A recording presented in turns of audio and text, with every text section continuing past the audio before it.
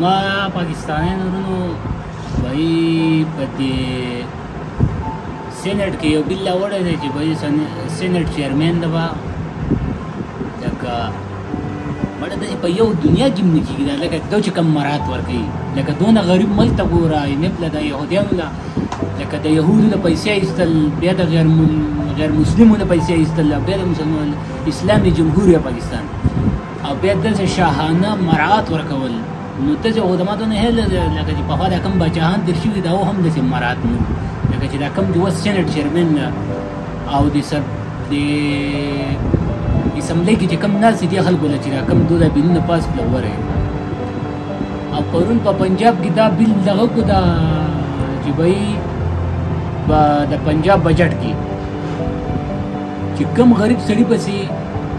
د 8000 روپو د بره بل راځي هغه به صحت کارت به د هغې ته علاوه نه وي دا اسلامي جمهوریه پاکستان دی ته وګورئ یو طرف ته وایي چې یاره بھائی د جاز ټکټونه د حج ټکټونه او لکه شاهي مرات ولا ورکوي دقې خلکو له دا هانه بھائی دا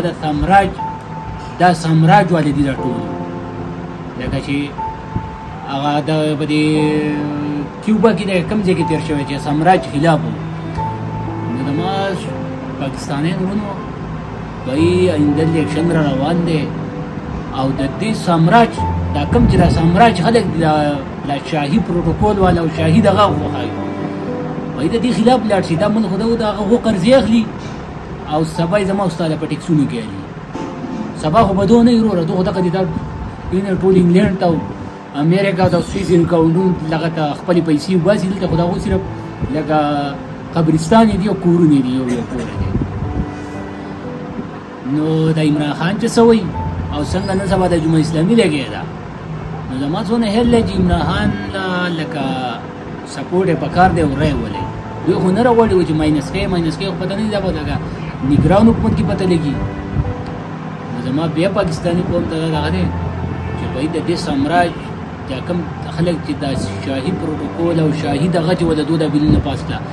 لکه دغه خلک به سبا راځي ستاسو له به ووټ غواړي بل څوک نه راځي دغه به اسمبلیو کې ناست دي دا د یوې نیمې میاشتې ورته پاتې ده او دغه به بېرته راځي او وایي مه واجب ما ته به وایي چې ما له ووټ راکړه